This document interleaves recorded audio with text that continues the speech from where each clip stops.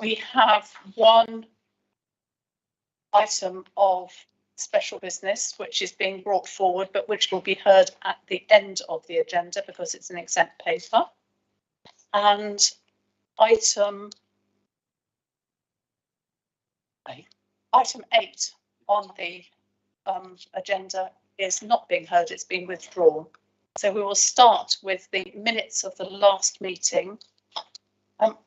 Members of the executive, can I have your agreement to those minutes?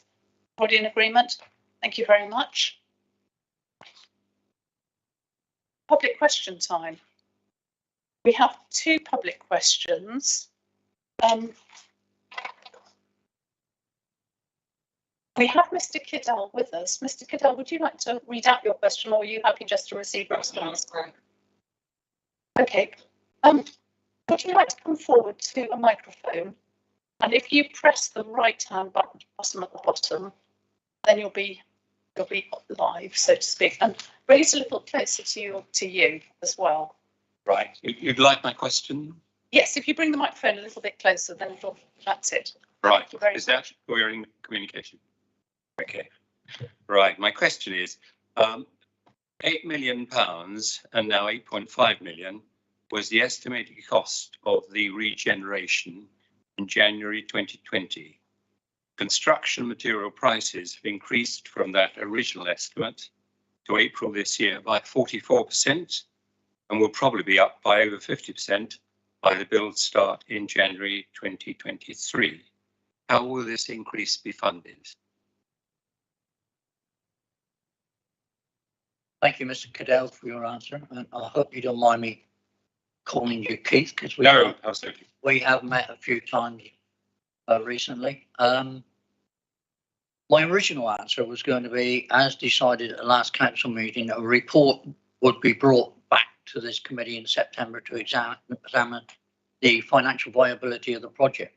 But of course, recognising yesterday's decision by the planning committee, the council is not in a position to proceed with this project now. I know you've sent some questions in to Laura Watt, and then I spoke to her about it yesterday, and she's going to answer those for you, or correspond with you anyway. But feel free that if you've got any further questions to come email me, and we could even meet up as we did previously if you want to, or I could try and find the answers in and email them to you. Okay.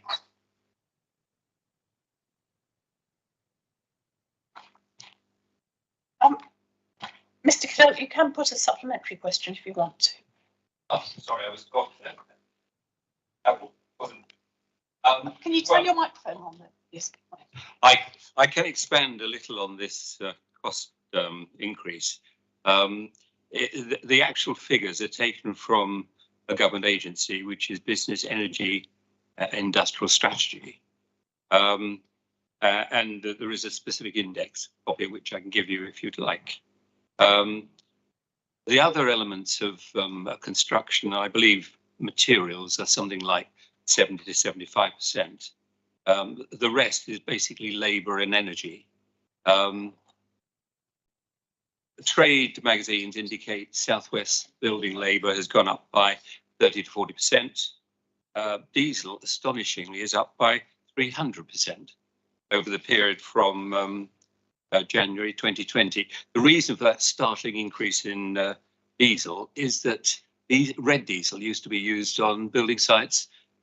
From April this year, no longer permitted. So, sorry, it isn't supplementary, it's just an expansion on where we were.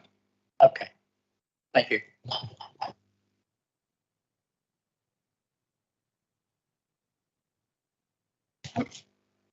You don't require a response to that. That was a comment. All right, thank you very much. No, I don't. Thank you very much. Okay, thank you. So we'll move on to the second question, which was from the Mayor of Ivy Bridge. Sebastian, you're going to reply to that too. The Mayor is not with us today, so I will read out a question for you, which is, how is 9 million of borrowing at the taxpayer's risk for a discount supermarket with no wider public realm improvements justified? especially when it puts at risk the council's own leisure centre viability, other local businesses, loss of public parking, and no enhancement to the appearance of the river area. And my response was to be, the project was a regeneration project and not a public realm project, albeit that one that did have public realm benefits that were being reviewed by the planning committee. The project was predicated on a business case that is positive and does not require any public subsidy. A final decision on the project was to be taken in September, where the viability was to be reviewed. However, in view of yesterday's decision by the planning committee, the council is not in a position to proceed with this project. Thank you, Councillor Gustone. So let's move on now then to the executive forward plan, which is item number 6 on the agenda. Are there any questions from members of the executive or other members present on this? No, everybody happy? Right. Thank you very much. You'll see that we've got quite a lot of business coming forward in September. So we'll move on now then to item number 7, which is the annual report of achievements, which has a short report with it to note the achievements of the council and to agree on the publication of this annual report as a public record of those achievements. Now, first of all, are there any questions on this? No? Well, we can move into the discussion if there is to be any. I think this really is, as it says, a record of the achievements over the year. And in spite of having some of the year in lockdown and all the other problems we've had, it does show that the business of the council has carried on quite considerably well in the circumstances, planted loads of trees, done a lot of things towards housing, although unfortunately it's only denting the problem rather than solving it. And it also sets out all the other things that we've done to help life get better for residents, and also according to our Better Lives for All corporate plan that we have now. It really is a good record of achievements, and I'd like to thank Neil Hawke for putting it together, because I think the presentation is very good too, because it's really at a glance and people can see very quickly what the council's been up to and what the achievements have been. It recognises particularly the achievement for the IT transformation programme. And there is a picture there of us going back to the chamber. It's a pity we still haven't got that chip, which will show people's heads when they're speaking, but never mind, I suppose we've got to carry on without that. I think one thing I'd really like to highlight is how well the localities service has been working during the year. I think they really have managed to strike up a good relationship with the public, and they are also reporting back to us and reassuring us on things that are mostly going right, but also pointing out when things are going wrong. Now, members, have anybody got any comments to make on this? Councillor Hawkins. Leader, I'd just like to comment on the responsibilities which I am in charge of.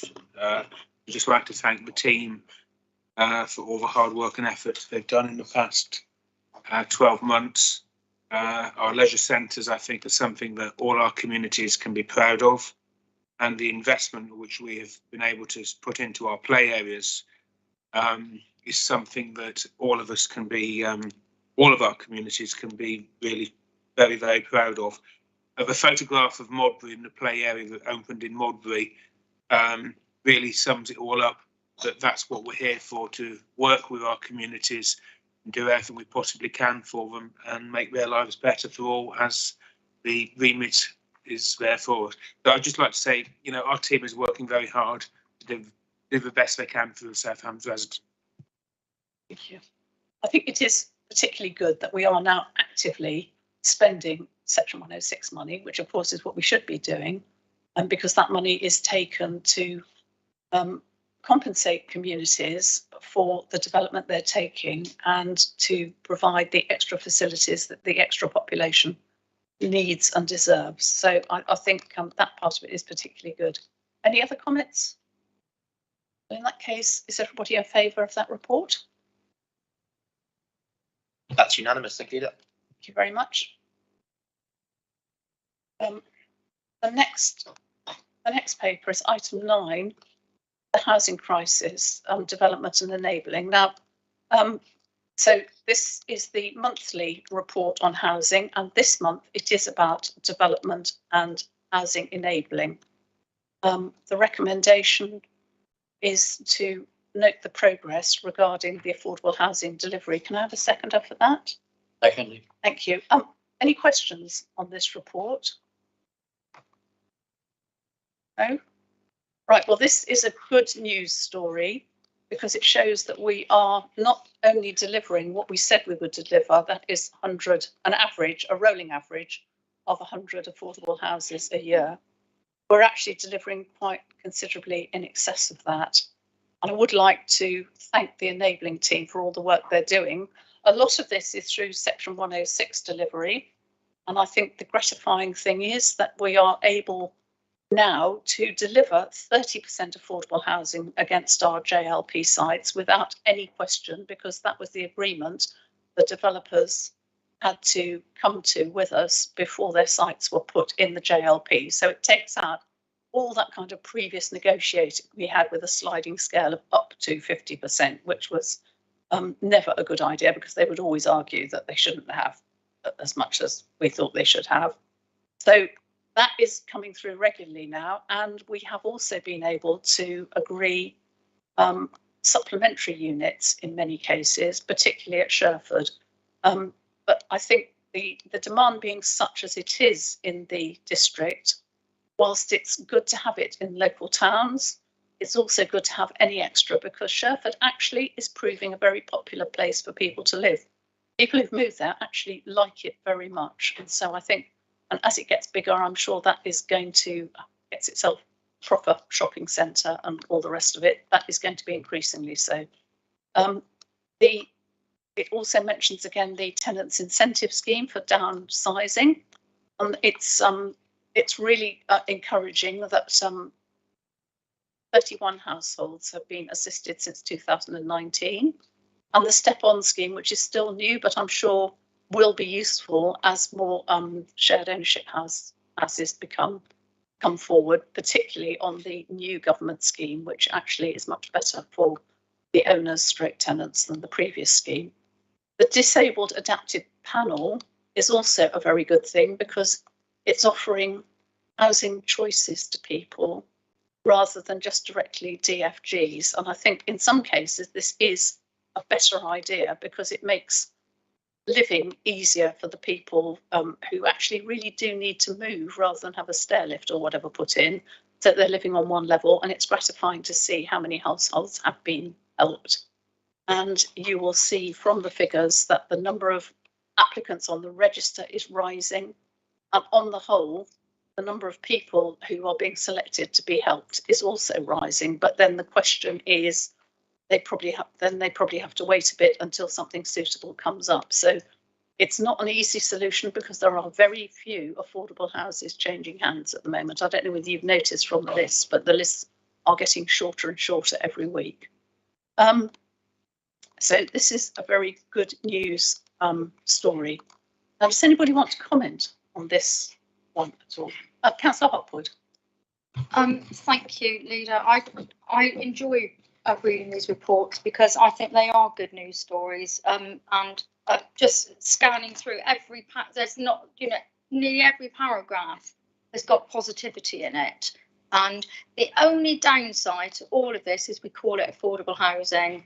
And that's such a bad word because affordable housing to me would be I can afford to buy a house on £20,000 a year when in reality you can't. And I think we need to somehow get over the messaging to residents that affordable housing isn't building houses that people can afford to buy outright, but it's houses that people actually can live in and can either rent or have shared ownership in. So I just think, although it's a brilliant news story, but I think and I know we have to use the word affordable because that's government speak or something or other, but it's just a shame we couldn't put something in brackets to explain the word affordable housing to residents, because I do think the messaging gets lost and we then get, you read on social media, but it's not affordable. I earn X and I can't afford a house, so how is it affordable? I think if we change the messaging around the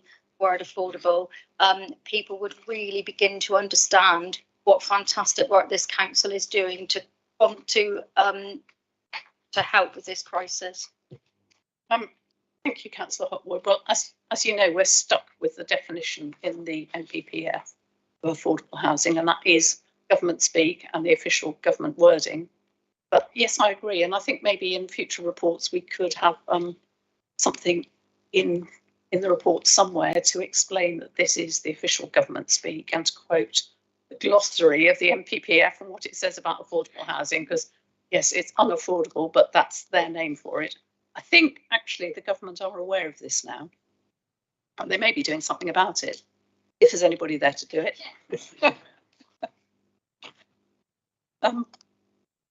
Right, any further comments on this report? Oh yeah, Councillor Baldry. Thank you very much. I was tempted to say what government, but have we got a housing minister at the moment? But I'm not going to say, I was just going to say, sorry, you mentioned Sherford. I was going to say thank you for the tour of Sherford.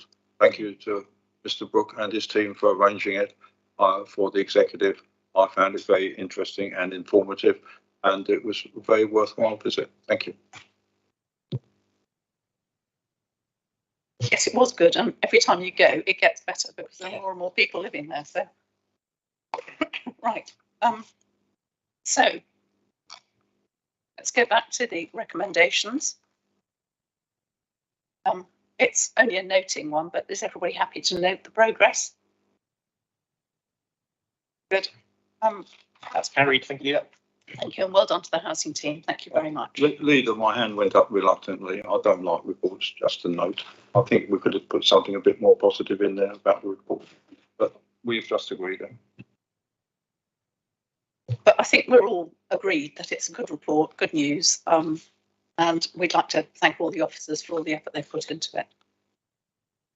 Right, next item is the Levelling Up Fund, Round 2, and the UK Shared Prosperity Fund. Over to Councillor Bastone for this, please. Thank you, Leader. As a result of the government's Levelling Up agenda, this council has an allocation of just over £1 million, which it may draw down over 3 years to support the economy, place and community via UK Share Prosperity Funds. The funding will be released on condition of credible investment plans being submitted and approved. The proposal before members today to support 4 key areas of activity: business support, active travel, agri-tech and regenerative farming, and the marine economy and decarbonisation, represents the golden thread between our corporate strategy, Better Lives for All, and the government's Levelling Up agenda. The UK SPF is a revenue funding stream and will be spent supporting the economy, getting baseline data and working up proposals that will be ready for delivery, and to seize future capital funding opportunities. This strategic approach will see us deliver the most for the limited funding available. The report also sets out the collaborative approach we have taken to support Devon County Council bid for funding through the Levelling Up Fund 2, which is a capital bid of £15 million to improve the eastbound off-slip from the A38 so that traffic no longer goes through the Lee Mill village. Whilst Devon County Council would deliver the scheme if the bid is successful, our council will be the sponsoring organisation. We have taken this approach and collaborated with Devon to allow them to submit more than one bid across the county. I am pleased to be recommending these proposals to the executive and delighted that yet again Southants District Council is doing all it can to support its businesses, the economy and infrastructure for its residents. Thank you, Councillor Bastone. Any questions, members, on this paper? No? Councillor Brazil, did you put your hand up? I did. Thank you, Chair. If I may, just a couple of comments and maybe a couple of questions. First of all, I'm delighted to see that some of the funding, we had a briefing about this, and I'm delighted to see that there has been some extra funding put into the agricultural sector, which I'm very supportive of. I've been in contact with Chris about another possible way forward of spending this money, and that was about community renewable energy schemes, because I thought that ticked a lot of boxes, you know, reductions in carbon, but also producing cheap energy for residents. And in the sort of, you know, the cost of living crisis and energy prices going up, I thought that was a really good opportunity as well. Now, I understand from Chris that he's having a meeting with Sustainable South Hams and the experts that they have in that field. So I appreciate that this bid as is down on the paper, but I'd like to think that there was some flexibility within that, if that's possible. Thank you. Those are good suggestions, Councillor Brazil, and I'm sure we can make that flexibility to include any good projects that come along. Would you like to say something, Chris, on it? Yeah, I think that's a really just possible. Before you start, members, you may not know. Yeah. So could you introduce yourself? Chris Shears, I'm the Economic Development Specialist. So I've been working quite intensely over the last few last month on the SPF, but just wanted to say that following that suggestion, there's also a number of programmes coming forward for the business consultancy and support element of the SPF bid from DCC and from other bodies around things like retrofit training for businesses in our local business communities and things like that. So actually working with Sustainable South Hams and that partnership as well gives not just the business side but the community side, which ticks quite a nice box for the government's agenda on that. So there's quite a nice build up of the various projects under that business support and consultancy for the South Hams that's closely aligned with everything that we've been talking about. Thank you, Chris. Nikki, you've got a question? No, I haven't. I've just got an observation. Could you just, when you speak to Sustainable South Hams or whichever organisations you speak to with regards to anything, all things carbon and green, etc., remind them that the South Hams does get spread far and wide and does go down as well as Woolwell and Roborough and doesn't end at Ivy Bridge. Thank you.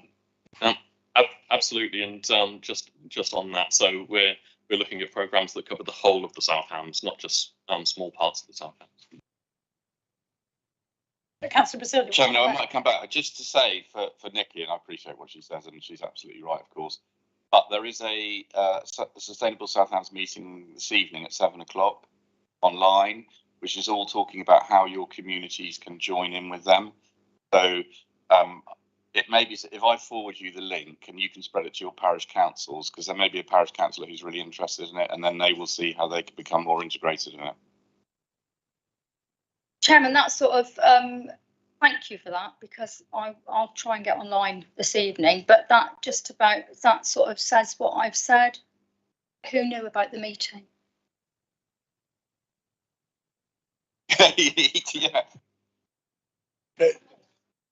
Yeah. Lee, I knew about it. Unfortunately, I'm heavily involved in a community event this evening, and I've given my apologies. But as well as South Hams,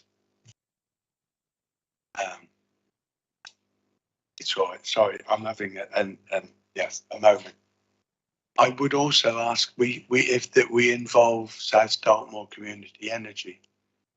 They've got quite a lot of experience and knowledge in local generation, so that would. Yeah, thanks.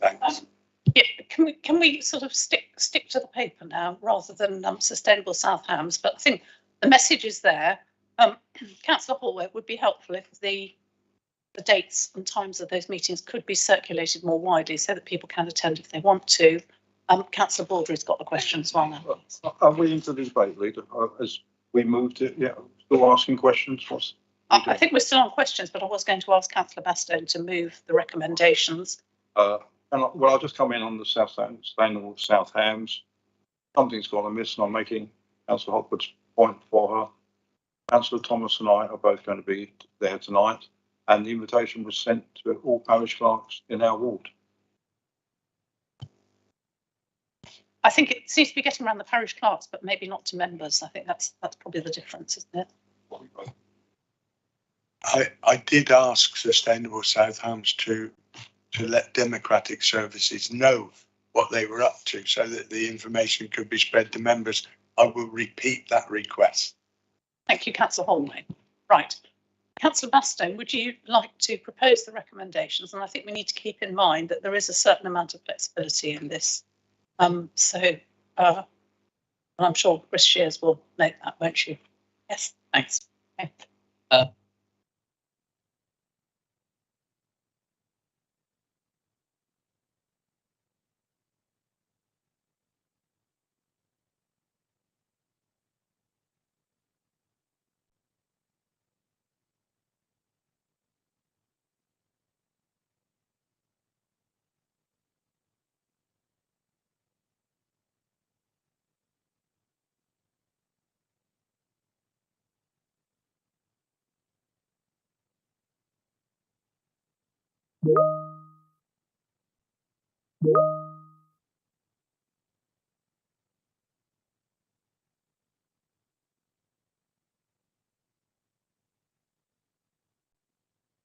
Sorry, you can have What happens?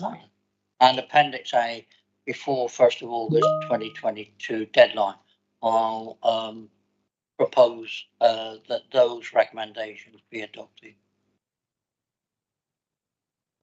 Thank you, Councillor Bastone. Now, does anybody want to comment on this? Chris, do you want to come back? Sorry, I just picked up what Andy was trying to. Yeah, you're going to talk about 6th of July, which Yeah, was so yesterday. so for the LUF, the 6th of July deadline has been extended by a couple of weeks, but the Shared Prosperity Fund bid still has a deadline of the 1st of August. We do have a second. Okay, thank you. Right. Okay, any further comments? Councillor Baldry. I'll move an amendment, please. Leader, I think I would like to see added, in addition to consultation with the leader and with local members where appropriate. And I say that particularly because the mill falls within our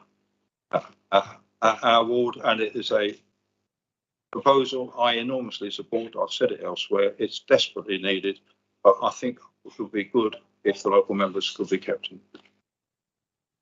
Yeah. I don't think we have a problem with that. No, so we don't have could we have that amended to include the local members? Thank you.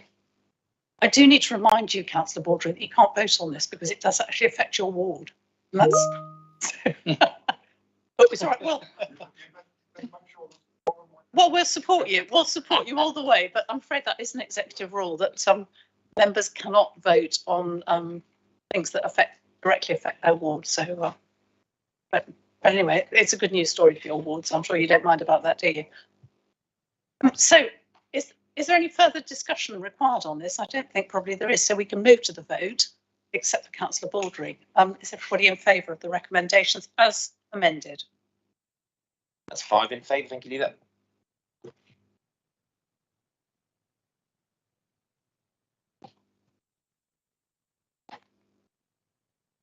So the next item on the agenda is the Topless Leisure Centre grant of the reversionary lease.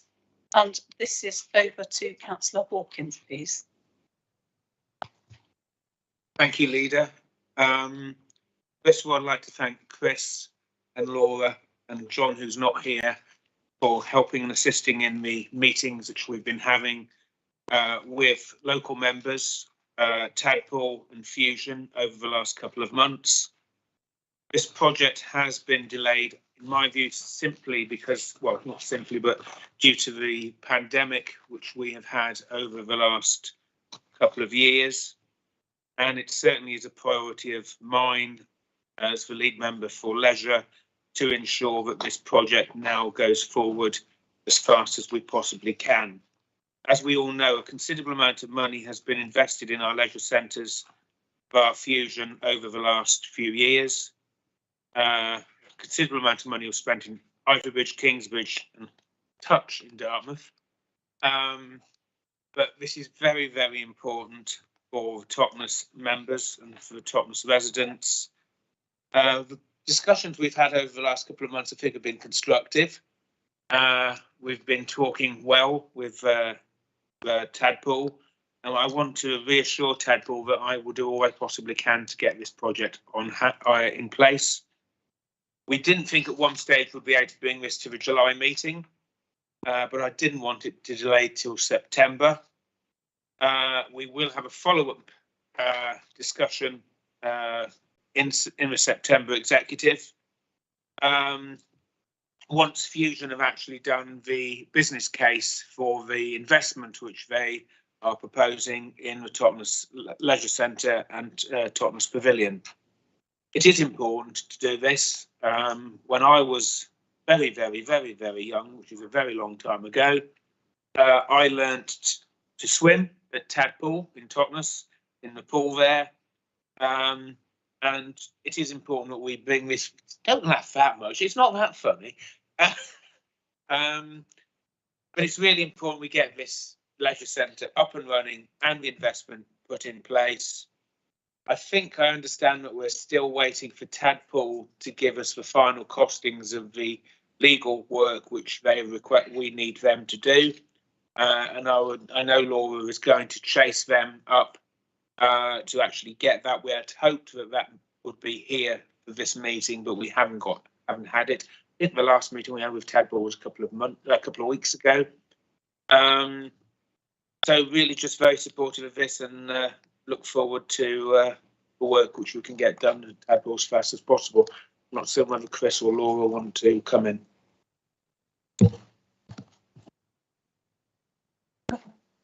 Right, members, any questions on this? No? Would you like to propose the recommendation? I'd like to propose a recommendation on page 93. Right, any comments? No, yeah, Councillor Bastow. I think there's. Oh, a seconder. Oh, were you seconding it? Yeah, but I will speak as well. Yeah, that's fine. I think it is important that we keep this moving now. It has been delayed for quite some time, and I don't think it's all been due to COVID, but we do need to keep it moving now and make things happen. Councillor Hopwood. Thank you, Chairman. I think this is yet another good news story for this council. Topless Leisure Centre and the pool area are going to, at long last, be upgraded. It is it's not the best looking place for residents to visit, and I think the investment that this council is going to put into this the leisure centre and pool will be more than welcome by Topless residents. So I look forward to seeing this as an achievement in next year's achievements from the council. Thank you. Any other comments? I think this has been quite a tricky one to sort out procedurally to get to the right place. So thank you to the assets team for doing that. I can see that it's, you know, it hasn't been an easy solution, but I think now we're there. Once we've passed this paper, full steam ahead, please. Yeah, I think Councillor Bastone's right on that. Right, shall we pass to the vote on that then, please? Everybody in favour? Yes. That's 5 in favour. Thank you. Did you vote or are you not voting? You're abstaining. Right, 1 abstention then, please. You're recorded. Thank you.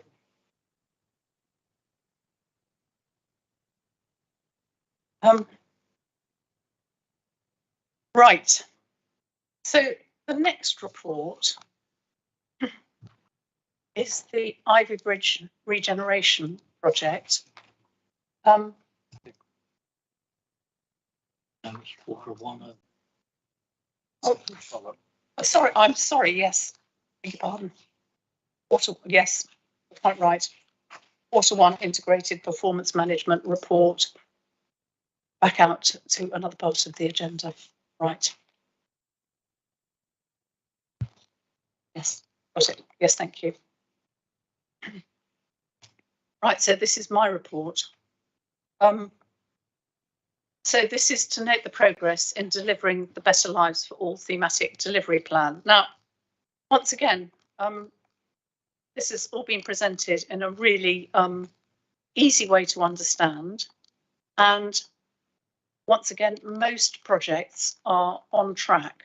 I have asked now for the numbers of the projects to be put in on the on track information, because I think some of them were getting a little difficult to follow, but they are all there now. Now, before we go any further on this, does anybody want to make any comments?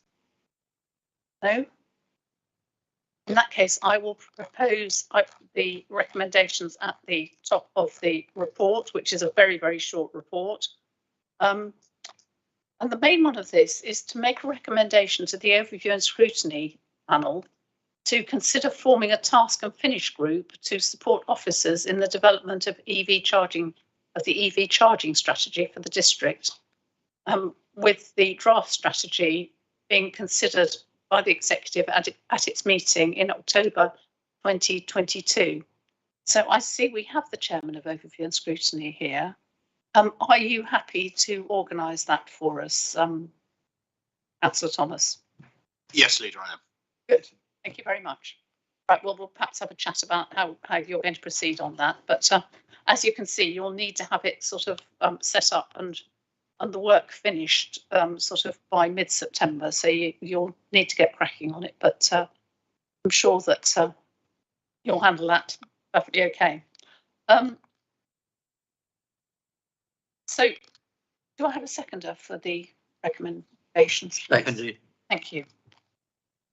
Right. Does anybody want to comment on their particular portfolios and things that are going well and things that maybe have got a bit caught up? I see that climate change is got two things slightly off track, but they're all right. Well, whilst Tom's finding his Okay, Paige, do you want to make a comment? I just want to say I'm pleased that everything in my area are proceeding well. Yep. Has anybody else got any comments? I know that I've got one thing that's Councillor Baldry. Yes, Chairman, I have the grand title in here as lead member for delivering quality services commissioned, and you're asking for things which are not going well, and we are all aware we need to record in this meeting every time that things are not going well with the delivery of services commissioned from FCC. We are working on it. We are making progress in those discussions with FCCs and the FCC and their legal team, but I think it needs to be recorded at this point. Thank you. Thank you, Councillor Baldry. I've got one that's off track, and that's the conservation area appraisals, but I'm pleased to say that an officer has now been appointed and will be joining us shortly, so that should start up and get cracking very soon. Anybody else? Oh, Councillor Hopwood. Thank you, Chairman. On my portfolio, we still have Being Digital First. It's slightly off track with the planning software, and I think I've spoken to Mr. Ward this week with regards to that, and we're still trying to resolve issues with the GIS system, and hopefully by the time this report comes again, there'll be a better update. Thank you. Thank you. Right, so now we've gone through all the things that are slightly off track. I think the thing to note is that 90%, 95% of projects are on track and we are delivering on Better Lives for All. And I think that's the good news story that needs to get out there, and all the things that we have delivered on. So we've got key performance indicators as well, and it will be seen that most of those are fine as well, apart from waste collections. But I think that things are in hand to start resolving that problem. The planning applications, major applications, are down slightly, but I think there is a report every month to development management on the major applications, and I think a lot of them have been held up for reasons beyond the control of the development management team, and I think that's the important message to get out there. A lot of them are being held up because people are not coming to the table on their Section 106s, or they're just not progressing things at all. So I think that needs to be emphasised. And the enforcement cases outstanding, whilst the cases are up slightly, it is pretty obvious to me that that team is getting to grips with things now. And I know that in our ward, where we have a huge number of enforcement cases, they are really beginning to get to grips with them. They're getting rid of the ones that are not expedient to pursue.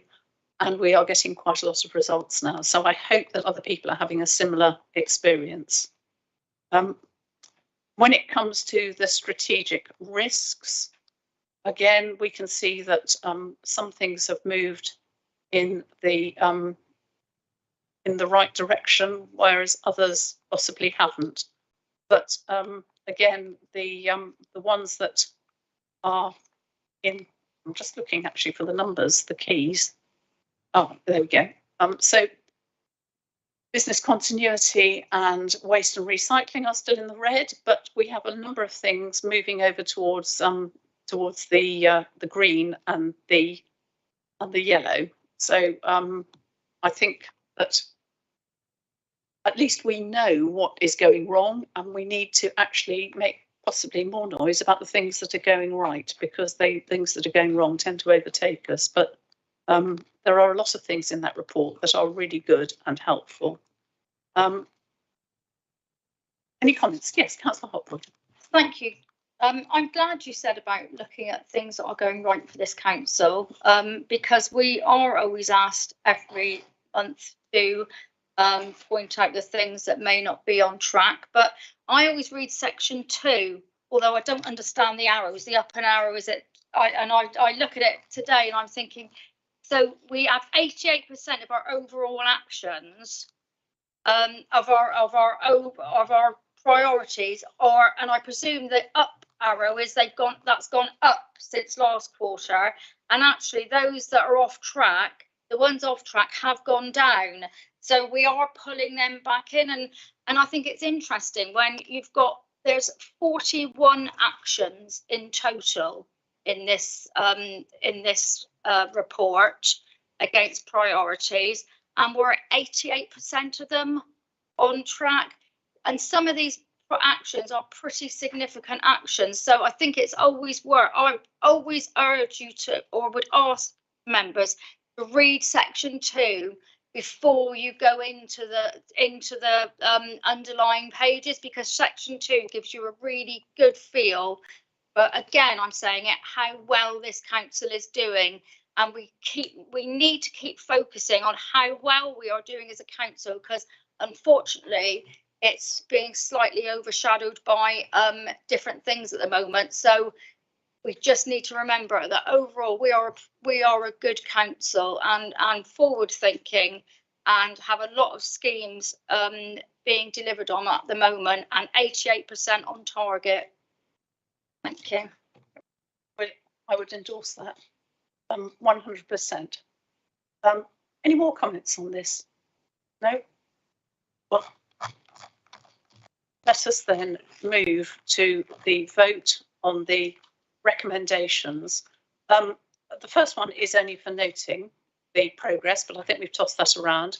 But the second one we do need to vote on, which is the recommendation to overview and scrutiny. So is everybody in favour of that? That's unanimous. Thank you, Leader. Thank you very much. Thank you. Right. Now we've got to the Ivy Bridge regeneration project. Councillor Stone. Thank you, Leader.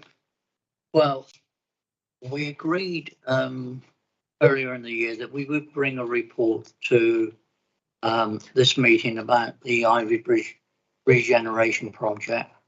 But with the imminence of the planning committee being the day before, in fact yesterday, we weren't able to provide a full report. So the idea was just to bring a small report in which we would give the result of the planning meeting yesterday and then arrange for a full report on the financials in September.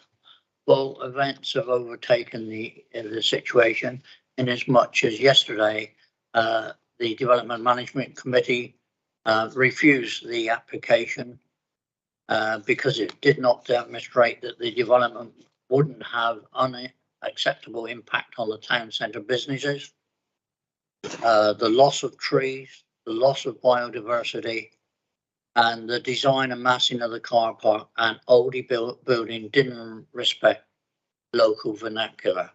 Those were the reasons why it was refused. So, in view of that, I'm proposing that these two recommendations that are in the agenda are deleted, that we don't go ahead with those recommendations. I will provide some financials so that we don't get into a situation where we do have to hold another meeting to hear what the financial situation to date is. We have spent considerable sum invested a considerable sum in putting this plan together. The report to council on the 11th of February set out that the cost of construction could be up to £450,000. These are costs associated with detailed design, the tender, the planning process, and associated legal work on the agreement for the lease.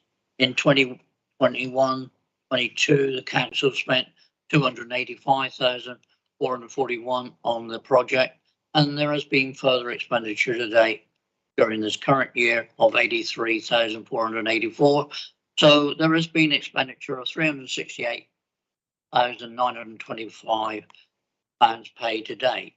Of the 450,000 referred to in the council minute from February, therefore the council has currently spent £368,925.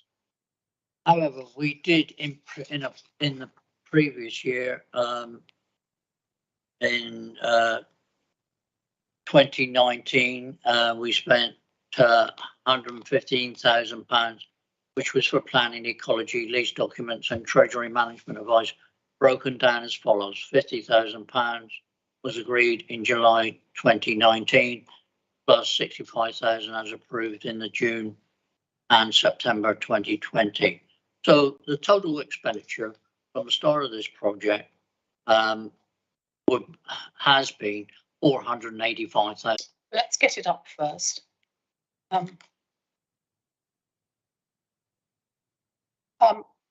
Yeah, okay. Well, before we actually agree that recommendation, let's have any questions first. Yeah, Councillor Baldry, sorry. The other B. The other B, yeah. Councillor Bastine just said he was putting both the recommendations, but I think he just did recommendation 1. He has reported to us on the meeting of yes, but that was only for noting. So yes. But I actually think, and I've got a problem at the moment, I can't write, but recall you saying I think £485,000 has been spent on the project, and I think that should also go in as a recommendation to note the expenditure on the project to date. Happy to accept that. Yeah, I'm happy. Is everybody happy with that? Yeah, so let's have that as well. And I think the other thing to note is that the majority of that project public consultation from the people in Ivy Bridge, which was carried on quite early in the process. And does anybody want to comment on that? Yes, Councillor Thomas. Thank you, Leader. I suppose my only comment would be that if I was applying for planning permission to build something in my house and my next door neighbours said that they were broadly content, I'm not sure I would be wise to carry on and spend a large amount of money before I'd applied for planning permission. That's just a comment. Can I counter comment on that? But in order to put in a planning application, you have to spend a certain amount of money. Now, if you're doing an extension on your house, that's a reasonably small amount of money, but still an amount of money. You'd probably be talking £2,000 or £3,000. If you're trying to build a supermarket, the amount of money you need to spend is a lot larger. So I think it is kind of comparable in scale, but in scale. If I may come back, Leader, I accept the point in principle. I think my response would be the amount of money spent does rather make it look like council might have considered the planning application to be a done deal. And as we saw yesterday, that patently wasn't the case. But we'll leave it. I'm happy to leave it at that because I appreciate that you are right. Money does have to be spent. It's just the amount, I think, that's probably caused quite a few people to go like that. I think quite a lot of people will go, including us, but I can assure you that the planning was never a done deal. It was always an open and transparent process and went before the committee for that very reason. So. Fine, accept that. Right. Okay, now let's. Sorry, Councillor Brazil. Yes, Chair. I'm not sure if now's the time, but I feel that I should make some comments here. We get these proposals agreed and seconded, and then you can come in with comments. Okay. So those are now the two recommendations that we're going to put forward. Councillor Bastian, do you want to officially propose them, and then we'll get the seconder for you? I will propose those two recommendations which are up on the screen. Okay, so proposed and seconded. Members of the executive, any comments you wish to make on this? Councillor Baldry and then Councillor Hop. I congratulate the MC yesterday. I think they came to exactly the right decision based on planning reasons put in front of them. At the time, I thought the speeches and contributions were to the point and were correct. I have nothing against a little or an Audi going into Ivybridge. I think it'd be a good idea. It just was that this particular application was not the right one. It was not what people of Ivybridge wanted. It would probably destroyed the town because of the closing of the car park. And it was an absolutely crazy idea to have this shuttle bus running up and down with people with bags of shopping and people in wheelchairs trying to use it. They simply did not have dropped in Ivybridge. They would have gone elsewhere. So nothing against an Aldi or a Lidl going in. It is needed by people because of the increasing cost of living. But this was not the right project. Councillor Baldry, I would remind you that we were slightly constrained by the both by our own joint local plan and the Ivybridge neighbourhood plan, which stated that any retail development should be in the centre of town. That was the constraint. Councillor Hopwood. Thank you. Just before I go on to say what I was going to say, I just think we all need to be reminded that members of this council voted to spend up to £450,000, I think it was, on to get to the planning stage, and knew exactly where the Ivybridge, the Aldi was going to go, and that was this council. But that's anyway. So I shall go on. This council is facing a serious cost of living crisis. People cannot buy food or put petrol in their cars, and yet an application that was in line with policy, both South Hams and Ivybridge neighbourhood plan, was refused. An Audi could have helped those who may not always be vocal, maybe due to being embarrassed that they are struggling, but the objectors got their way, and all of those who wanted the Audi, the, I suspect, silent majority, as only 750 out of circa 11,000 residents put pen to paper and objected. So those 10+ thousand residents, the silent majority, may well have wanted the application to go ahead or not had a view either way.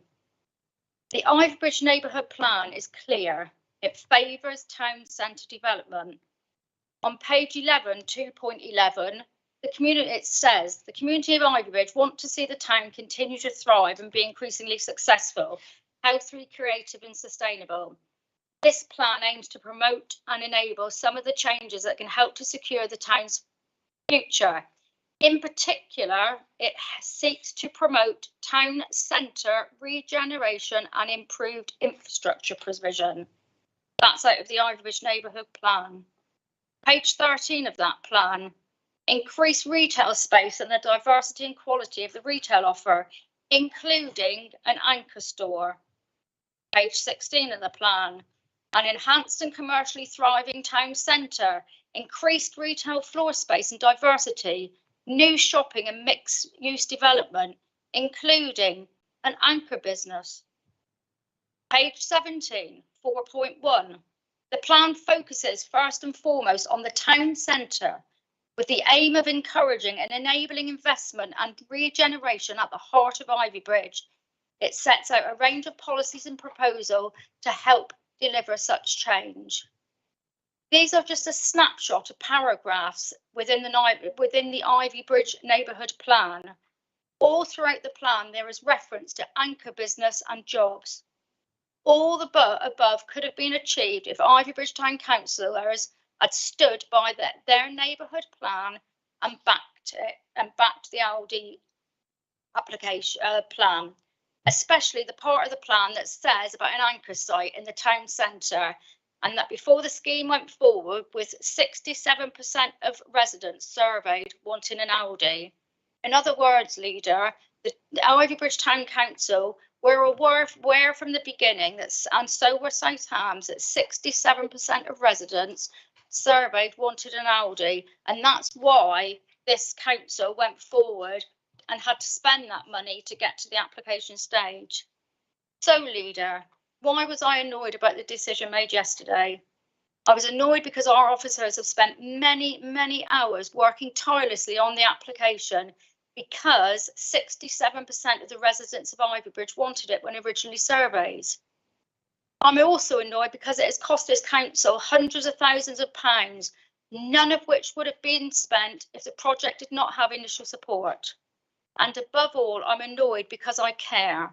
I care about the young residents who may not get their skate park, or those looking for an employment in the Aldi, which, Chairman, I believe pays more than other supermarkets.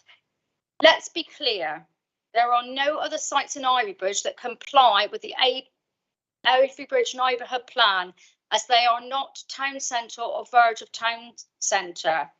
Ivybridge may never get an Aldi, and Ivybridge will live to regret this decision. In years to come, when the town centre has died, don't come back to this council for help, because if I'm still a member, I will be saying I told you so. Thank you, Councillor Hopwood. I think I should actually make it clear that I think that the decision taken yesterday was taken legitimately, although it was against officer recommendation. It was disappointing because the officer recommendation was clearly to approve. But I'll let, if it's all right with you, Councillor Brazil, I'm going to let Councillor Abbott come in because he is the local member.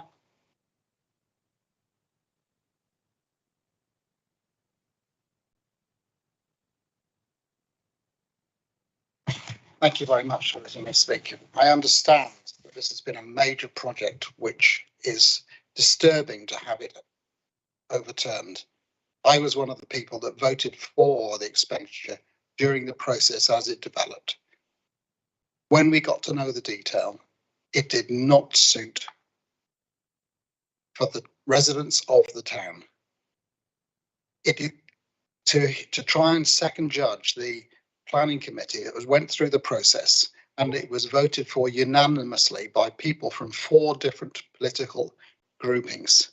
I think it's just not reflective of the way that the people of Ivorybridge felt. You will see on Facebook today that there are those who still wish that the Aldi had been built in the centre, and they are concerned about their welfare. They don't always understand the full implications of the arguments that went each way, but we should do here. And it is not right to traduce the planning committee and the decisions that were taken in this way. When there was few facts known about the development, the ratio of 2 to 1 in favour of the Aldi changed to the 9 to 1 against the Aldi on the planning committee's portal, where everyone who wanted to write in could have written in, and those who did in favour were in a minority. What we had yesterday were people's livelihoods being affected. I tried to introduce this in a non-political way earlier in this council. This planning committee came to the right decision, a unanimous decision. It's difficult to have changed this, but I will stand by my vote and my residents and the implications for them in this process.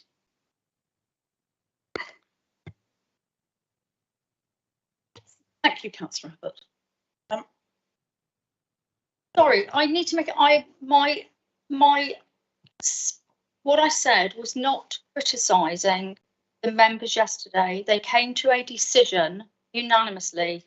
My main criticism is that money was spent which needn't have been spent if 67% of residents and Ivorybridge Town Council hadn't looked favourably on this from the beginning. And that's the annoyance of it, because not the DM committee. A DM committee decision is a non-political decision, and I stand by what they did yesterday. Thank you for clarifying that, Councillor Hopwood. Councillor Brazil, can you make it as short as you can? But because I will, and I'd just like to thank what Victor's just said. The planning committee is a quasi-judicial committee. We base our decisions on the local, national and neighbourhood plans. It unanimously decided to reject the decision, the application, and I think rather than criticising members of the public of Ivorybridge or indeed members of the committee, one might want to look at how on earth such a shoddy application came before the committee in the first place. This is not, this application has been in the working, and can I just say that Jacqueline Houselander, who presented that, had been basically handed it about a week or two before, so I placed no criticism on her part before. But that was a shoddy piece of work. There were pieces in there, the skate park, the biodiversity, the visual impact, none of which had been addressed by this council before it put that application before it. And that is why the planning committee unanimously kicked it out, and absolutely right to do so. If they'd gone ahead with it, I can assure you that there would have been judicial reviews flying all over the place. I think in that sense, they've saved you. I just also look, this project started off as a money generation project. It then became a regeneration project, and now it's morphed into feed the poor people of Ivorybridge project. Let's be real about this. And I do resent the remarks that somehow the people who have voted or against this do not support the vulnerable people and those suffering in Ivorybridge. That is not the case at all.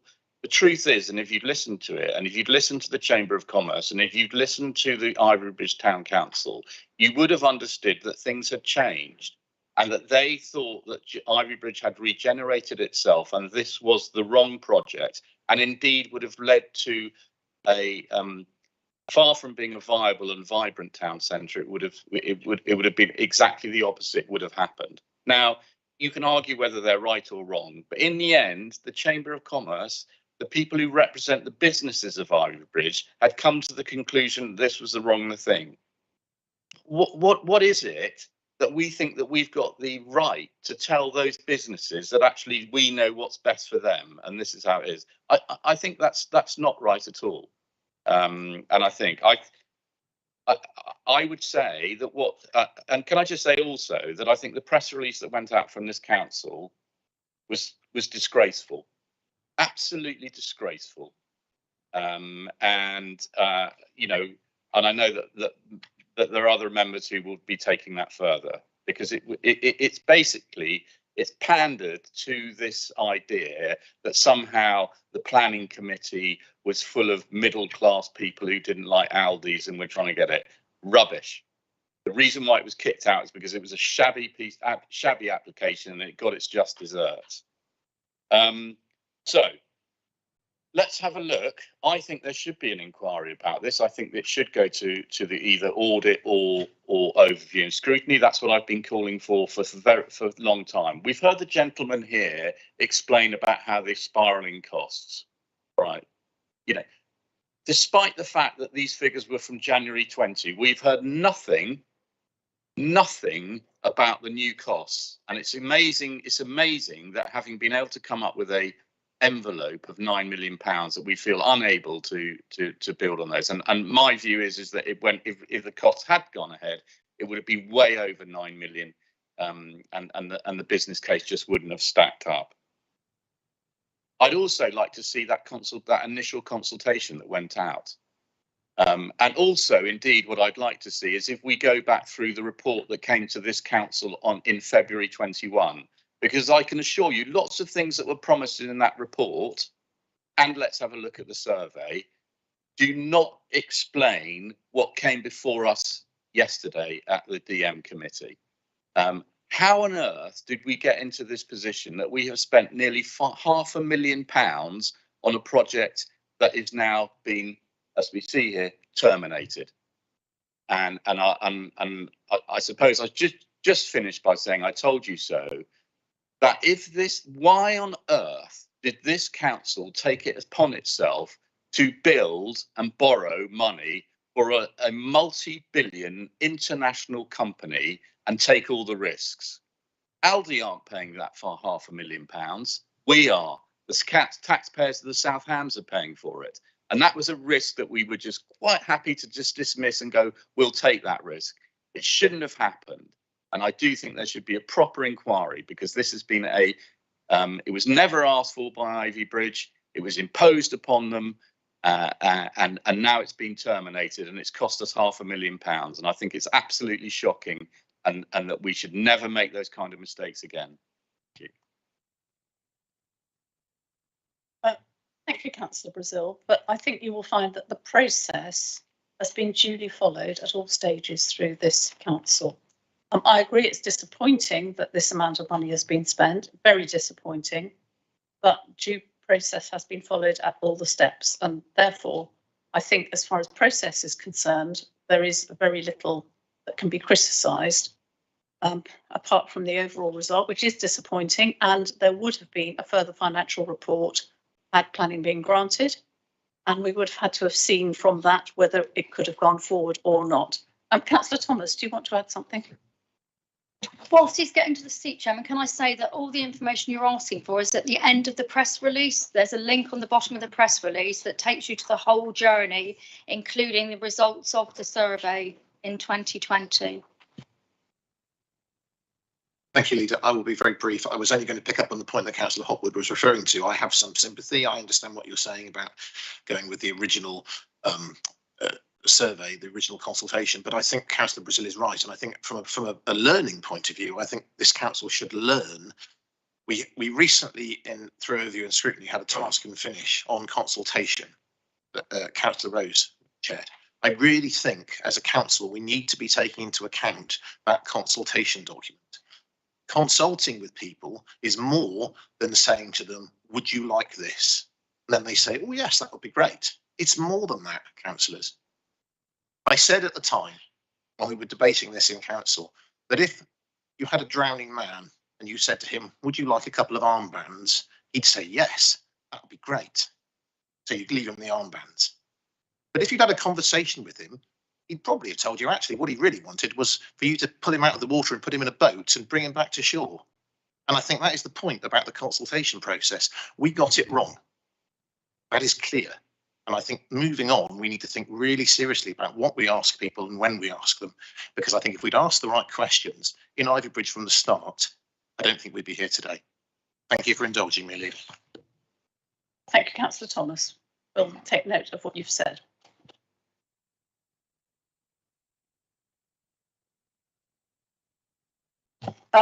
Members, I think we've given this a good airing. Are you now ready to vote on the two recommendations that are up on the screen? All those in favour? That's unanimous. Thank you, Leader. Thank you very much. Right, we are now, that is the end of the official agenda. We're now going to move to the urgent item. As this is in part 2, I'm going to have to exclude the public and press. So to consider the following resolution to exclude the public and press, that in accordance with section 100A4 of the Local Government Act 1972, the public and press be excluded from the meeting during consideration of the following items of business, as the likely disclosure of exempt information as defined in paragraph 3 of part 1 of the schedule 12A to the Act is involved. Thank you very much. Is everybody in favour of that? That's clear to go. Carried into part 2. Thank you, Leader. Okay, we're going to have a short pause